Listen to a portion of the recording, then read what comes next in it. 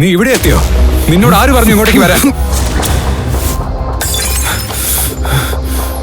Mister Dev Mahendra, ഞാൻ സരിതയുടെ ഭർത്താവാണ്. എനിക്ക് വേണമെങ്കിൽ നിന്നെ ഇപ്പൊ തന്നെ തീർത്തു കളയാം. സരിതയ്ക്ക് നിന്നോട് വളരെ ബഹുമാനമാണ്. എന്നിട്ട് നീ അവളോട് എന്താ കാണിക്കുന്നേ? ഇനി എന്ത് വേണമെന്ന് സരിത ഡിസൈഡ് ചെയ്യട്ടെ. ഔട്ട്.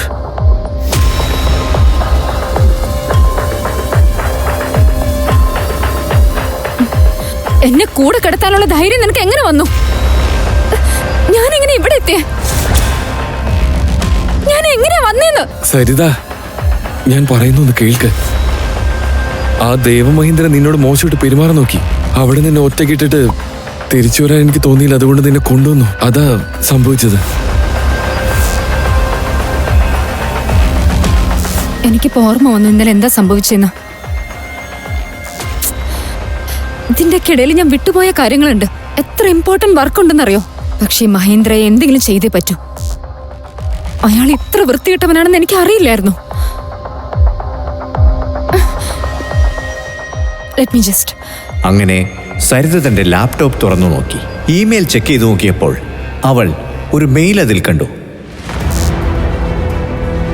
അത് കണ്ട് സരിത ഞെട്ടിപ്പോയി. ഇതെങ്ങനെ സംഭവിക്കാനാ? എന്റെ ഡ്രീം പ്രൊജക്ട് അപ്രൂവ് ചെയ്യില്ലെന്നും പറഞ്ഞ് ഈ ഓഫീസർ മെയിൽ അയച്ചിരിക്കുന്നു. നമ്മുടെ കമ്പനിയുടെ ഏറ്റവും വലിയൊരു പ്രോജക്റ്റാണ് നീ കാരണം നഷ്ടമായത്. ശരിക്കും പറഞ്ഞാൽ നീ ഫാമിലി ബിസിനസ്സിന് ഒട്ടും യോഗ്യല്ല. ഈ ഗിൽ കൺസ്ട്രക്ഷന് ഇനി നിന്നെ ആവശ്യമില്ല. I hope that is clear. ഈ ഒരൊറ്റ മെയില് കാരണം എന്റെ ഈ ഡ്രീം പ്രൊജക്ട് വേറെ ആളുടെ കയ്യിലായി. മുത്തശ്ശൻ പറഞ്ഞു ഈ പ്രൊജക്ട് എന്റെ ഇന്ന് തിരിച്ചു മേടിക്കാന്ന്. ഇത് മാത്രമല്ല, എന്നെ കമ്പനിന്ന് പിരിച്ചുവിട്ടു. ഒരു പ്രോജക്റ്റ് കിട്ടിയില്ലെന്നുള്ള പേരില് എന്തിനാ വെറുതെ കമ്പനിന്ന് പുറത്താക്കുന്നേ? ഒരു അപ്രൂവൽ കിട്ടിയില്ലെന്ന് പറഞ്ഞ് നീ എന്ത് ചെയ്യാനാ?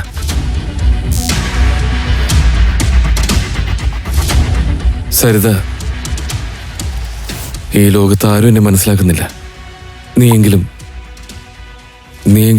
എന്നെ മനസ്സിലാക്കുമെന്ന് ഞാൻ വിചാരിച്ചത്. ഒരിക്കലെങ്കിലും നിനക്ക് വേണ്ടി എന്തെങ്കിലും ചെയ്യാനുള്ള അവസരം എന്താ? ഓ, അതായത് നീ നിന്നെ തന്നെ അതിബുദ്ധിമാനായിട്ടാണോ കണക്കാക്കുന്നേ? നിനക്ക് എന്ത് ചെയ്യാൻ പറ്റും? എന്റെ കൂടെ വാ. നിന്റെ മുത്തശ്ശനോട് സംസാരിക്കാം നമുക്ക്.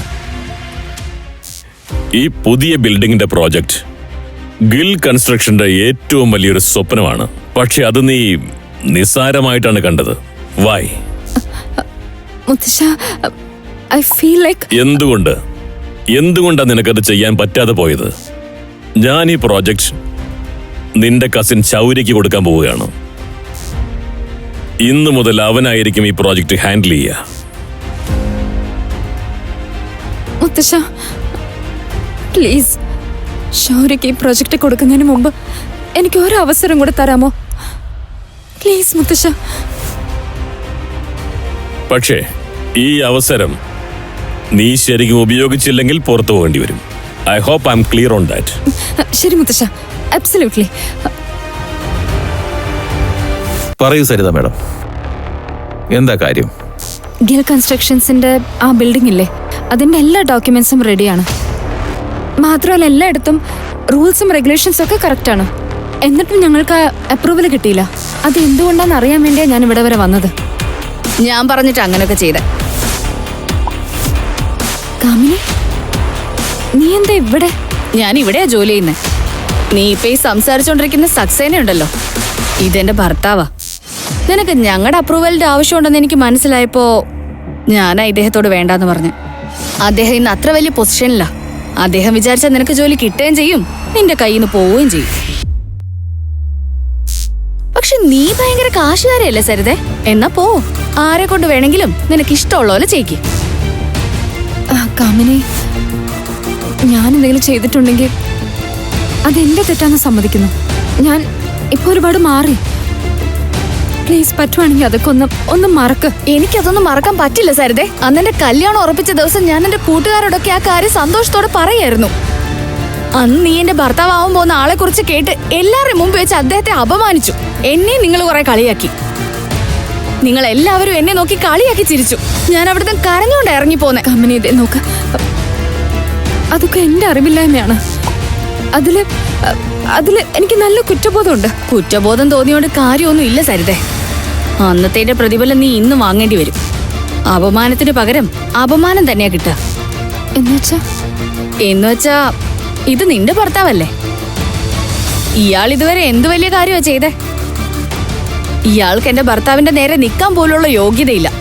അല്ല, ഞാൻ കേട്ടു ഇയാള് നിന്റെ വീട്ടിലാ താമസിക്കുന്നതെന്ന്. കമ്പനി നീ ലിമിറ്റ് കിടക്കുന്നു.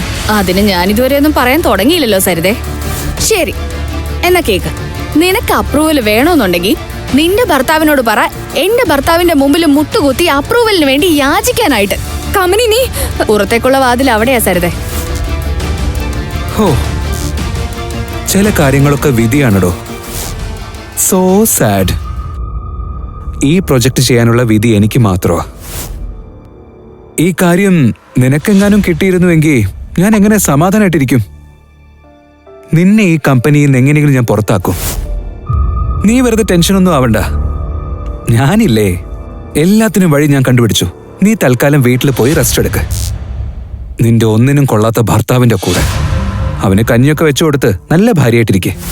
അല്ല, നിന്റെ ഭർത്താവിനെ കാണുന്നില്ലല്ലോ. അവൻ നിന്റെ കൂടെ അപ്പോ വന്നില്ലേ?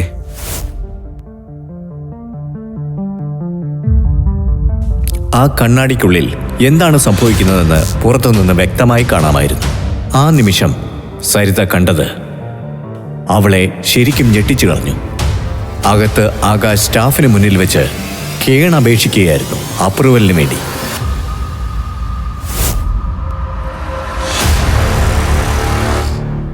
സത്യം പറഞ്ഞാ നിന്നെ ഒരുപാട് സ്നേഹിക്കുന്നുണ്ട് അയാള്. അയാൾ നിനക്ക് വേണ്ടി എന്തും ചെയ്യും. നിനക്ക് എവിടെ നിന്ന് കിട്ടി ഇങ്ങനെ ഒരാള്? അത് വിട്. കൺഗ്രാചുലേഷൻസ്, നിനക്ക് ഞങ്ങളുടെ അപ്രൂവൽ കിട്ടിയിട്ടുണ്ട്. പക്ഷെ ഇതെങ്ങനെ സംഭവിച്ചു? ഞാൻ നിങ്ങളുടെ ഹസ്ബൻഡിന് പൈസ കൊടുത്തതാ. ആ പൈസ നിനക്ക് തിരിച്ചു കിട്ടും. എനിക്ക് എന്റെ കണക്ക് തീർക്കുന്നതായിരുന്നു പ്രധാനം.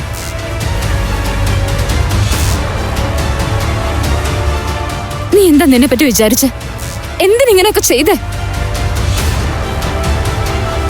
നീ എന്താ വിചാരിച്ചത്? നീ ഇങ്ങനെയൊക്കെ ചെയ്താൽ നഷ്ടപ്പെട്ടതൊക്കെ ഇവക്ക് തിരിച്ചു കിട്ടുമെന്നാ? ഞാനുള്ളപ്പോ അതൊരിക്കലും നടക്കാൻ പോകുന്നില്ല. നീ മാത്രമല്ല, ഈ ലോകത്ത് ആര് വിചാരിച്ചാലും സരിതയെ തടയാൻ ഞാൻ സമ്മതിക്കില്ല. ഓ, നീ ഇവളെ എത്ര കാലം പ്രൊട്ടക്ട് ചെയ്യുമെന്ന് എനിക്കൊന്ന് കാണണം.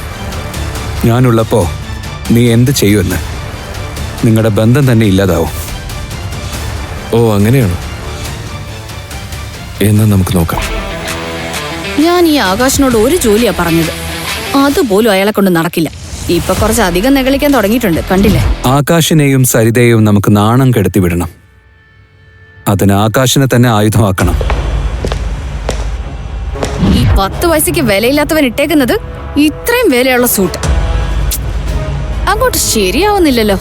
സരിത, വെൽക്കം മോളെ. Akash, welcome to the party. Come, let's have a drink.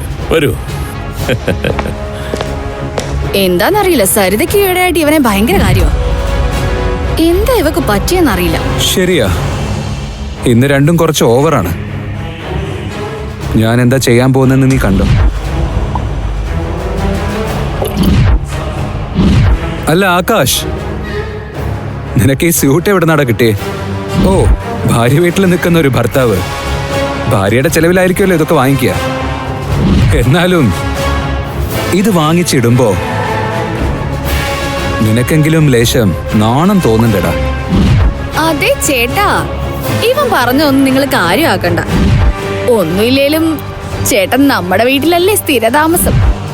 അല്ലെങ്കിലും വലിഞ്ഞു കയറി നിൽക്കുന്നവർക്ക് നമ്മൾ വേണ്ടേ ചെലവിന് കൊടുക്കാൻ, അല്ലേ? പിന്നെ നിങ്ങൾ നിങ്ങളുടെ ഭാര്യയുടെ ചെലവിൽ അടിച്ചു പൊളിച്ച് കഴിയുന്നതിൽ ഇത്ര തെറ്റെന്താ? അയ്യോ, സോറി. ഇതാ നോക്ക് സന്ധ്യ, നിനക്ക് തോന്നുന്നുണ്ടോ സരിതയ്ക്ക് ഇവനെ ശരിക്കും ഇഷ്ടമാണെന്ന്? നിനക്ക് അങ്ങനെ എന്താ തോന്നുന്നില്ലേ? നീ അങ്ങോട്ട് നോക്കിയേ, ഭർത്താവിനെ വിട്ടിട്ട് അവൾ എന്താ ചെയ്യുന്നെന്ന്. ആ, അത് ശരിയാ.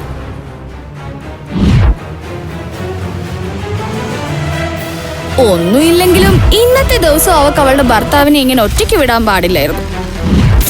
ചേട്ടാ പിന്നെ വിട്ടുകളാ, വാ നമുക്ക് എൻജോയ് ചെയ്യാം. വേണ്ട, ഞാൻ കുടിക്കില്ല. അയ്യോ കമോൺ ആകാശ്, പാർട്ടിക്ക് വന്ന ഇങ്ങനെയൊക്കെ ചെയ്തല്ലേ പറ്റൂ. ആ നീ ഇത് കുടിക്കില്ല. കുടിക്കടോ, കുടിക്ക്.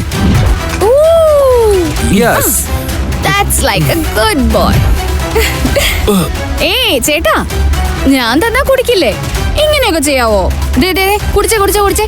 ആ വേഗം വേഗം വേഗം വേഗം വേഗം. ആ കുടിച്ചോ കുടിച്ചോ കുടിച്ചോ. ആ ആ അങ്ങനെ തന്നെ ചേട്ടാ.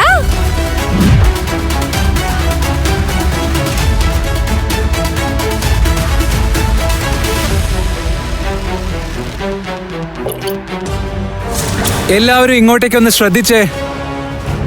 ഇതാണ് ഞങ്ങളുടെ വീട്ടിലെ മരുമകൻ. നിങ്ങൾ ഇവന്റെ വേഷം കണ്ടില്ലേ? ഇവന് പ്രത്യേകിച്ച് ഒരു ജോലിയുമില്ല, വല്ല വരുമാനവും ഉണ്ടോ? കുടുംബത്തിന് വേണ്ടി ഒന്നും ചെയ്യുന്നുമില്ല. ഇവനിവിടെ ജീവിക്കുന്നത് തന്നെ ഞങ്ങളുടെ ഔദാര്യത്തിലാ. ഓ,